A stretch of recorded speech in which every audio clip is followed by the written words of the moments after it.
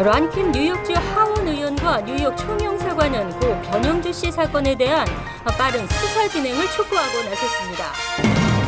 한인 유권자 수는 증가하고 있지만 투표율은 여전히 저조한 것으로 나타났습니다. 불법 체류자 구제 폭을 대폭 축소하는 수정안이 본회의에 상정될 것으로 보입니다. 포괄 이민개혁 법안이 성사되면 뉴욕과 뉴저지에서 약 85만 명의 합법 치료 신분을 취득할 것으로 보입니다. 마이클 블룸버그 뉴욕 시장과 불법 총기 반대 단체 앞으로 독극물이 든 협박 편지가 배달됐습니다. 이상은 이 시각 주요 뉴스입니다. 여러분 안녕하십니까? KBN 뉴스입니다. 지난 27일 숨진 채 발견된 고 변영주 씨 사건의 수사가 더디게 진행되고 있습니다. 이와 관련해 뉴욕주 하원 란킴 의원과 뉴욕 총영사관에서는 빠른 수사 진행을 촉구하고 나섰는데요. 금홍기 기자입니다. 수사를 담당하고 있는 뉴욕 108경찰서는 변 씨가 실종되기 전 휴대전화 내역과 주변 인물들을 중심으로 수사를 펼치고 있습니다. 경찰은 변 씨가 실종 당일 만나려고 했던 사람을 유력한 용의자로 지목하고 행방을 쫓고 있습니다. 하지만 경찰은 변 씨가 변사체로 발견된 지 3일이나 지났지만 이렇다 할 사건 해결의 실마리를 찾지 못하면서 수사는 제자리 걸음을 하고 있습니다. 일부에서는 자칫 수사가 장기화되는 것이 아니냐는 우려의 목소리도 나오고 있습니다. 이와 관련해 란킴 뉴욕주 하원의원은 수사 진척 사항을 지켜본 뒤 필요할 경우 빠른 수사 진행을 촉구할 계획입니다. 뉴욕 총영사관에서도 지난 28일 변 씨의 유가족을 방문해 위로의 말을 전한 뒤 관할 경찰서에 신속하고 정확한 수사를 해줄 것을 요구한 것으로 알려지고 있습니다. 한편 변 씨의 장례식은 오는 6월 3일 뉴욕 프러싱에 있는 재미장의사에서 치러집니다. 장례 비용은 변 씨가 실종된 당일까지 근무했던 회사에서 전액 지원할 것으로 알려졌습니다. KBN 뉴스 금원기입니다. 지난주 뉴욕주 한인 유권자 분석을 발표한 시민참여센터가 오늘 뉴저지주에 거주하는 한인 유권자 분석을 발표했습니다. 한인 유권자 수는 소폭 증가했지만 투표율은 여전히 주 평균에 한참 못 미치는 것으로 나타났습니다. 주성훈 기자가 보도합니다. 시민참여센터가 오늘 발표한 2012년 뉴저지주에 등록된 한인 유권자 수는 총 23,091명, 지난해보다 10% 증가했습니다.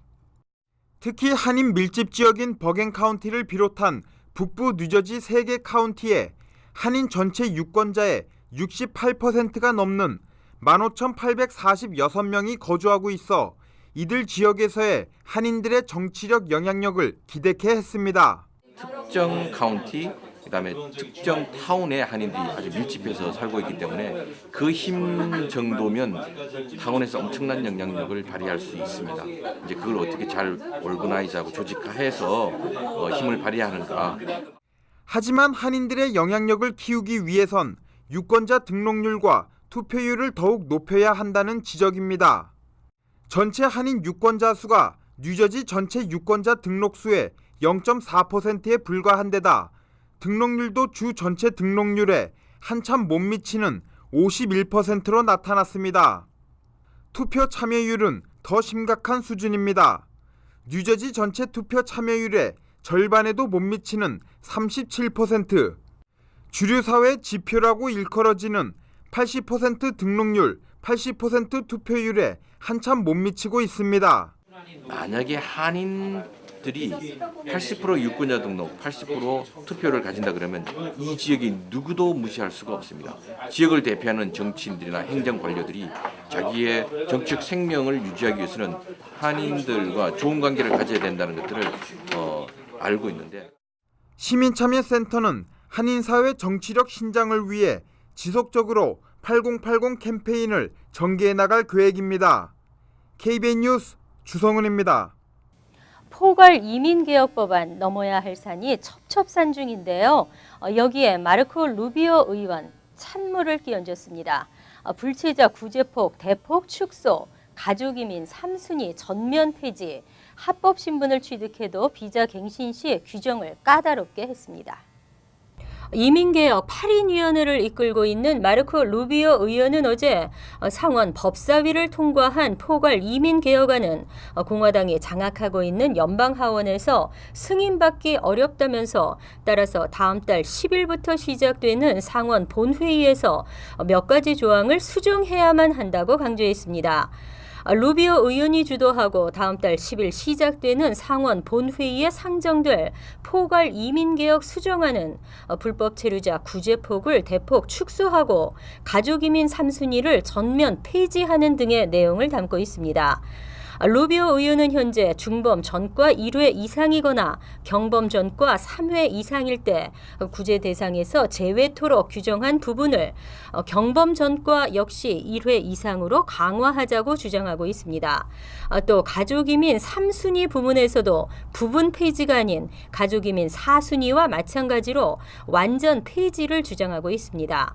아울러 PRI 임시등록 이민자들은 불법 이민 차단 조치가 완벽하게 구축됐다는 평가를 받아야 6년 후 비자 갱신을 할 수 있고 비자 연장 시 신원조회를 추가로 받아야 합니다. 포괄 이민개혁 법안이 성사되면 과연 어떤 상황이 벌어질 것인가에 대해 많은 사람들의 관심이 모아지고 있습니다. 뉴욕과 뉴저지에서는 약 85만 명이 합법 치료 신분을 취득할 것으로 보입니다. 어제 이민연구센터가 발표한 보고서에 따르면 포괄 이민개혁 법안이 제정될 경우 뉴욕에서는 약 54만 8천여 명, 뉴저지주에서는 약 29만 9천여 명이 합법 취득 신분을 취득할 수 있을 것으로 보입니다. 뉴욕주의 불체자 구제 수치는 280만 명의 구제가 예상되는 캘리포니아와 160만 명의 텍사스주에 이어 세 번째였으며 뉴저지주는 전체에서 9번째를 차지했습니다.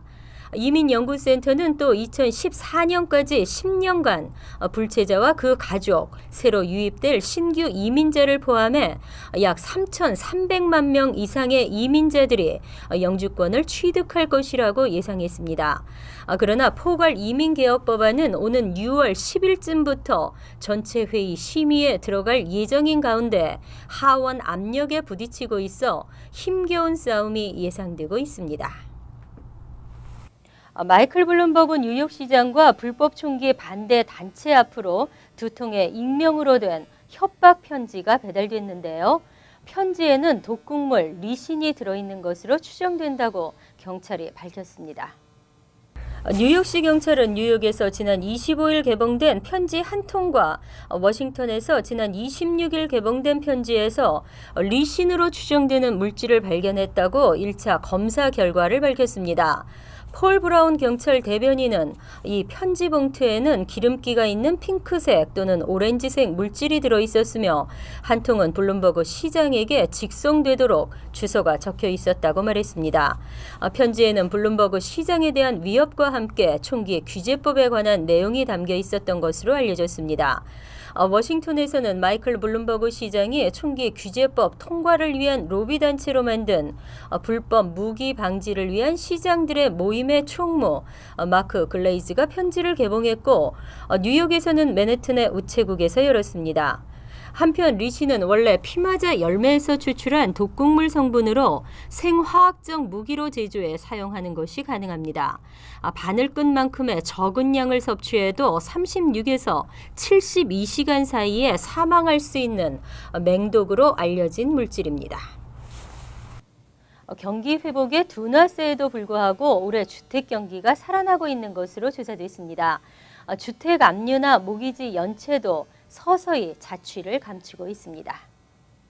통계 분석 업체 랜더 프로세싱 서비스의 4월 부동산 시장 조사에 따르면 전체 압류주택 숫자가 158만 8천 가구를 기록했는데 이는 전체 주택의 3.17%에 해당하는 것으로 지난해 같은 기간에 비해 24.55% 감소한 것이며 지난 3월에 비해서는 10만 가구나 감소한 것입니다.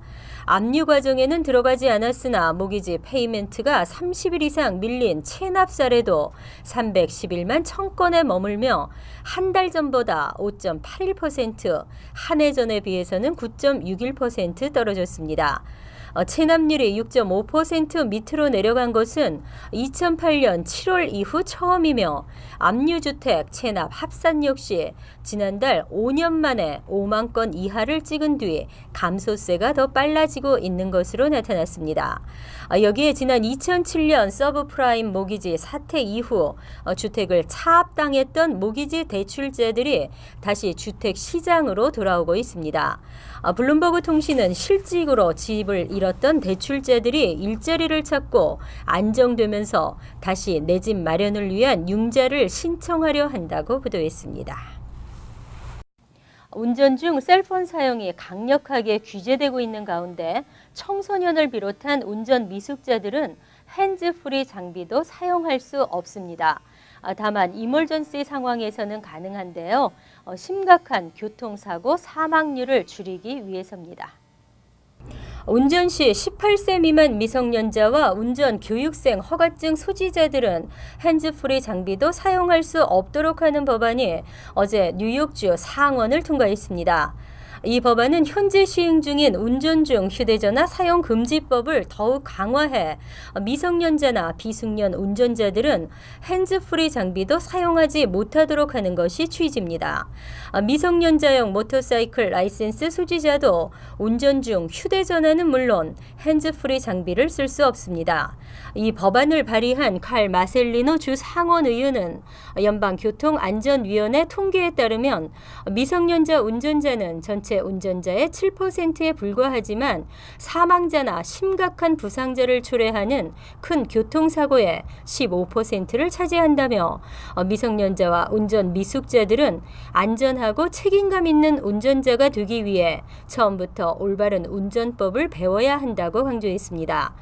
그러나 응급 상황에서는 예외를 두고 법을 위반할 경우 최고 $100 미만의 벌금을 부과하도록 했습니다.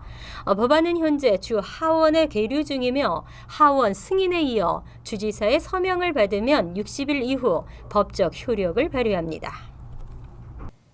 이상으로 KBN 뉴스를 마칩니다. KBN과 함께 즐거운 저녁 되시기 바랍니다.